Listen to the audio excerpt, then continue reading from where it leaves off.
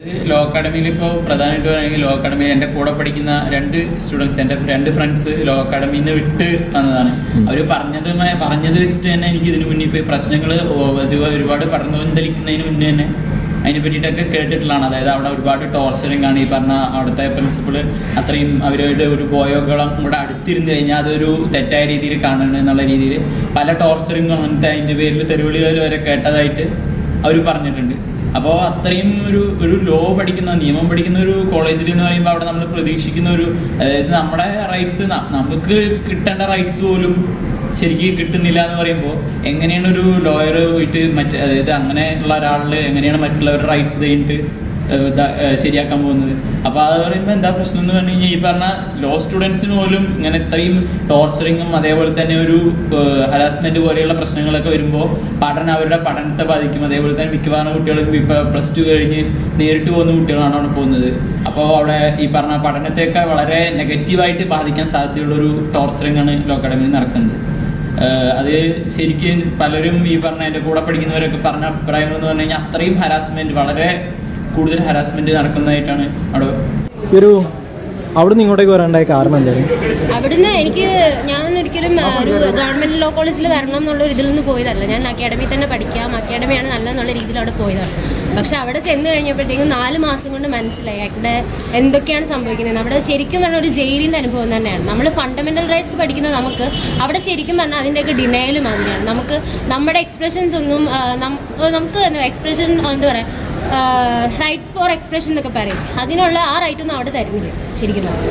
So അപ്പോൾ അത് കാരണം നമ്മളെങ്ങനെ ഒരു 4 മാസം കൊണ്ട് എനിക്ക് മടുത്തു. എങ്ങനെ ഒരു 5 വർഷം അവിടെ ഒരാളെ പേടിച്ച് 5 വർഷം എങ്ങനെ നമ്മൾ ക്യാമ്പസ് ലൈഫ് എൻജോയ് ചെയ്യുന്നതെന്നുള്ളത് ഇതുകൊണ്ടാണ് ഞാൻ ഇങ്ങോട്ട് പോകുന്നത്. ഈ ലോ കോളേജിൽ നിങ്ങൾ എന്താണ് ഒരു വ്യത്യസ്തത അനുഭവിക്കുന്നത്?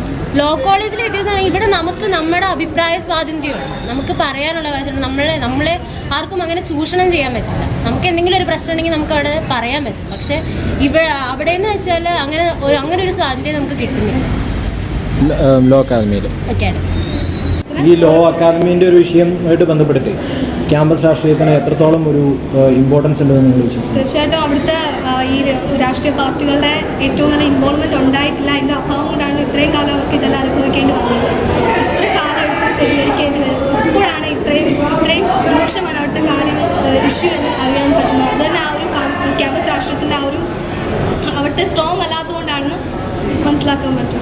ഈ കുട്ടികൾ, ഈ അഭിഭാഷകരായിട്ട് പുറത്തേക്ക് പോകുന്ന ഒരു കുട്ടികൾ എന്തുകൊണ്ട് ഇത്രയും പ്രതികരിക്കാൻ ഇത്രയും ഭയക്കുന്ന ഒരു സാഹചര്യം ഉണ്ടാകും? അതാണ് വലിയ ഇഷ്യൂ എന്ന് പറയുന്നത് ഇന്റേണൽ മാർക്കാണല്ലോ. ഇന്റേണൽ മാർക്കിൻ്റെ പേരിൽ കുട്ടികളെ അനാവശ്യമായിട്ട് ഒരുപാട് പീഡിപ്പിക്കുന്നു. അതുപോലെ ഒരുപാട് അച്ഛൻ്റെ അമ്മയുടെ ഒക്കെ നിർബന്ധത്തിന് വഴങ്ങി സഹിച്ച് നിൽക്കേണ്ട വരുന്ന കുട്ടികൾക്ക് അതൊക്കെയായിരിക്കും ഇഷ്യൂ. ഓക്കെ, ഈ ഇന്റേണൽ മാർക്കിനെ നിങ്ങൾ എതിർക്കുകയാണോ അതോ അല്ലെങ്കിൽ എന്തെങ്കിലും റെഗുലേഷൻസ് അതിനകത്ത് വേണമെന്ന് വിശ്വസിക്കുന്നു? ഇത്തരം പീഡനങ്ങളാണ് ഇന്റേണൽ മാർക്ക് കൊണ്ട് അവർ ഉദ്ദേശിക്കുന്നതെങ്കിൽ ഇത്തരത്തിലുള്ള ദുരുപയോഗം ടീച്ചേഴ്സിന് അല്ലെങ്കിൽ അതിൻ്റെ അതോറിറ്റിക്ക് ദുരുപയോഗം ചെയ്യാൻ പറ്റുന്ന രീതിയിലായിരിക്കും ഇന്റേണൽ മാർക്ക്. അത് കുറച്ചുകൂടി എഫക്റ്റീവായിട്ട് നല്ല രീതിയിൽ ഉപയോഗിക്കാൻ തരത്തിലുള്ള റേസ് ചെയ്യാനായിട്ടുള്ളത്.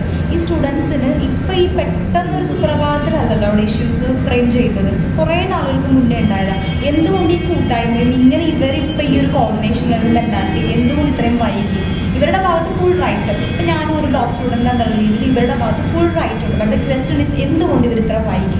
ഈ കാര്യം പുറത്തേക്ക് കൊണ്ടുവരാനായിട്ട് എന്തെങ്കിലും ഇവർക്ക് എന്തെങ്കിലും കടിഞ്ഞാൻ ആരെങ്കിലും ഇട്ടിരുന്നു, അല്ലെങ്കിൽ ഇവർ ആരെ ഭയപ്പെട്ടിരുന്നത്? ഇപ്പം ഇവരെന്തുകൊണ്ട് പെട്ടെന്ന് ഇതിലേക്ക് റിയാക്ട് ചെയ്തു, ഇത്രയും രീതിയിൽ ഓവർ റിയാക്ട് ചെയ്തു എന്നൊരു ക്വസ്റ്റ്യൻ ഇപ്പോഴും നമുക്ക് കറക്റ്റായിട്ട് ഇവിടെ നിന്നും കിട്ടുന്നില്ല. അപ്പോൾ ചോദിക്കും കുട്ടികളുടെ ഭാഗത്ത് കംപ്ലീറ്റ് റൈറ്റ്. ഇപ്പം ഞാനും ഒരു സപ്പോർട്ട് ചെയ്യുന്നു, എല്ലാ രീതിയിലും എൻ്റെ സപ്പോർട്ട് കൊടുക്കുന്നു.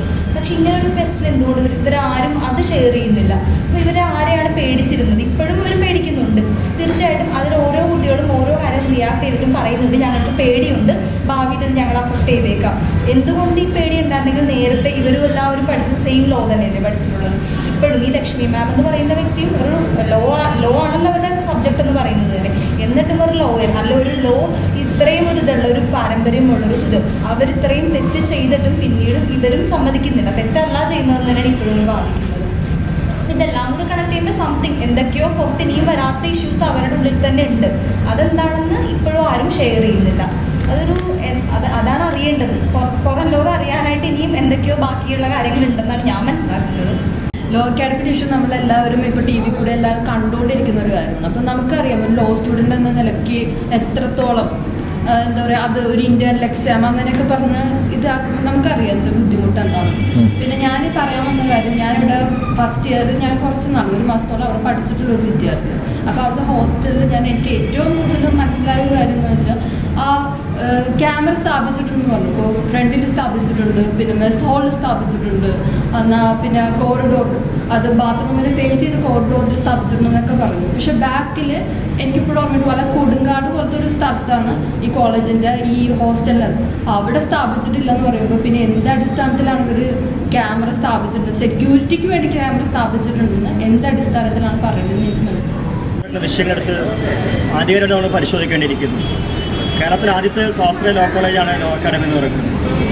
ഈ സ്വാശ്രയ മാത്രമല്ല, ഈ ഒരു സ്വാശ്രയ സ്ഥാപനം തുടങ്ങുവാൻ സർക്കാർ തലത്തിലും വലിയ രാഷ്ട്രീയ പിൻബലത്തോടു കൂടി തന്നെയാണ് ആരംഭിക്കപ്പെട്ടിരിക്കുന്നത്. അതോർക്കുക, തിരുവനന്തപുരം നഗരത്തിൽ 13ഓളം ഏക്കർ ഭൂമി വിട്ടു നൽകിക്കൊണ്ട് ഇങ്ങനെ സ്ഥാപനം പണിയണമെങ്കിൽ അത് എന്ത് ലക്ഷ്യത്തോടെ കൂടി പരിശോധിക്കേണ്ടിയിരിക്കുന്നു. മാത്രമല്ല, കേരളത്തിലെ സ്വാശ്രയ കോളേജുകളിലെ സിൻഡിക്കേറ്റ് അംഗങ്ങളായി എത്തപ്പെടുന്നത് ഏത് ചരിത്രം കൂടി പരിശോധിക്കേണ്ടിയിരിക്കുന്നു. അങ്ങനെ അന്യയുടെ മേഖലയിൽ നിന്നും ഒരു സ്വാശ്രയ ലോ കോളേജിൽ ഒരു പ്രതിനിധിയായിട്ട് കേരള സർവകലാശാലയുടെ സിൻഡിക്കേറ്റിലേക്ക് എത്തണമെങ്കിൽ അതുപോലെ രാഷ്ട്രീയ പിൻബലത്തോടാണ് എത്തിക്കൊണ്ടിരിക്കുന്നത്. ഇവിടെയാണ് ഞങ്ങൾ പരിശോധിക്കപ്പെടുന്നത്. കാലാകാലങ്ങളായി ഇവിടുത്തെ വിദ്യാഭ്യാസ സമ്പ്രദായങ്ങൾ എന്ന് പറയപ്പെടുന്നത് അടിച്ചമർത്തപ്പെട്ടുകൊണ്ടിരിക്കുകയാണ്. വിദ്യാർത്ഥികൾ വേണമെങ്കിൽ ക്ലാസ്സിൽ പോകാതിരുന്നാൽ പോലും ഇന്ത്യൻ മാർക്ക് തരുന്ന അല്ലെങ്കിൽ ക്ലാസ്സിൽ കയറാതെ അറ്റൻഡൻസ് തരപ്പെടുന്ന അത്തരം രീതിയിലേക്കാണ് ആ ക്യാമ്പസ് മുന്നിലേക്ക് എത്തിക്കൊണ്ടിരുന്നത്. മാത്രമല്ല, കേരളത്തിലെ എത്രയോ പ്രതിഭയായിട്ടുള്ള രാഷ്ട്രീയ നേതാക്കന്മാർ പഠിച്ചു വന്ന ക്യാമ്പസാണ്, നമുക്ക് അഭിമാനിക്കാവുന്നതാണ്. എന്നാൽ അതിനപ്പുറം ഇവരെല്ലാം യഥാർത്ഥത്തിൽ ആ ക്യാമ്പസിൽ പോയി പഠിച്ചു പാസ്സായതാണെന്ന് കൂടി എടുത്ത് പരിശോധിക്കേണ്ടിയിരിക്കുന്നു. ഈ ലക്ഷ്മിനാരായണ വ്യക്തിയുടെ മുമ്പിലേക്ക് എത്തുമ്പോഴത്തേക്കും കുട്ടികളെ ആദ്യം ചോദിക്കപ്പെടുന്നത് അദ്ദേഹത്തിൻ്റെ ജാതി ചോദിക്കപ്പെടുകയാണ്. മാത്രമല്ല, എത്ര വരുമാനമുണ്ട്, ഇതൊക്കെ കണക്ക് തിട്ടപ്പെടുത്തിക്കൊണ്ടാണ് ഇത് ഇങ്ങനെ അഡ്മിഷൻ കൊടുക്കപ്പെടുന്നത്. മാത്രമല്ല, AKG സെൻ്ററിൽ ഒരു കോൾ വന്നാൽ പോലും അദ്ദേഹത്തിന് അഡ്മിഷൻ കൊടുക്കപ്പെടുന്ന രീതിയിലേക്കും എത്തപ്പെട്ടിട്ടുണ്ടെന്ന് അറിയാം. അങ്ങനെ രാഷ്ട്രീയ പിൻബലത്തോടു കൂടിയും മറ്റ് ഏതൊക്കെ സർക്കാർ കടന്നു വരുന്നു ആ സർക്കാരിനെല്ലാം പിൻബലത്തോടു കൂടി തന്നെയാണ് അവിടെ ലോ അക്കാഡമിയിൽ അഡ്മിഷൻ നടന്നുകൊണ്ടിരിക്കുന്നത്. ഈ അഡ്മിഷൻ തുടങ്ങി അവിടുത്തെ പഠന നിലവാരങ്ങളെല്ലാം പരിശോധിക്കേണ്ടിയിരിക്കുന്നു മാത്രമാണ് വിദ്യാസമൂഹത്തിന് പറയേണ്ടിയിരിക്കുന്നത്. തികച്ചും ന്യായമായ സമരമാണ്. കാരണം അവിടുത്തെ വിദ്യാർത്ഥികളുടെ അഭിപ്രായം നിന്ന് മനസ്സിലാക്കാൻ സാധിക്കുന്നത് തികച്ചും ജനാധിപത്യ വിരുദ്ധമായ അല്ലെങ്കിൽ മനുഷ്യന്റെ വിരുദ്ധമായ നിലപാടുകളാണ് വർഷങ്ങളായിട്ട് അവിടുത്തെ കോളേജ് അധികാരികൾ എടുത്തുകൊണ്ട് പോകുന്നത്. പ്രത്യേകിച്ച് നമ്മൾ മനസ്സിലാക്കേണ്ട കാര്യം, അതൊരു ലോ കോളേജാണ്, ഭരണഘടന പഠിപ്പിക്കുന്ന ഒരു ക്യാമ്പസാണ്. മനുഷ്യാവകാശങ്ങളെക്കുറിച്ച് കൂടുതൽ പഠിപ്പിക്കുന്ന ക്യാമ്പസിൽ തന്നെ ഇത്രത്തോളം മനുഷ്യത്വ വിരുദ്ധമായ ജനാധിപത്യ വിരുദ്ധമായ ഒരു കാര്യം നടക്കുന്നത് വളരെ നിർഭാഗ്യകരമാണ്. എനിക്ക് പറയാനുള്ളത്, ഇത് കേവലം ലോ അക്കാദമിയിൽ മാത്രം ഒതുങ്ങി നിൽക്കുന്ന ഒരു പ്രശ്നമല്ല, അത് പാമ്പാടി നെഹ്റു കോളേജിൽ മാത്രം ഒതുങ്ങി നിൽക്കുന്ന പ്രശ്നമല്ല, കേരളത്തിൽ അങ്ങോളം ഇങ്ങോളമുള്ള സെൽഫ് ഫിനാൻസിങ് കോളേജുകളിൽ നിലനിൽക്കുന്ന ഒരു പ്രശ്നം കൂടിയാണിത്. കാരണം നമ്മുടെ കേരളത്തിൽ അങ്ങോട്ടുള്ള സെൽഫ് ഫിനാൻസിങ് കോളേജുകൾ പരിശോധിച്ച് കഴിഞ്ഞാൽ ജനാധിപത്യ വേദികളുടെ സ്വാധീനം അല്ലെങ്കിൽ പ്രാധാന്യം അവിടെ വളരെ കുറവാണ്. തിരഞ്ഞെടുക്കപ്പെട്ട കോളേജ് യൂണിയനുകളില്ല, അതുപോലെ തന്നെ വിദ്യാർത്ഥി സംഘടനകൾ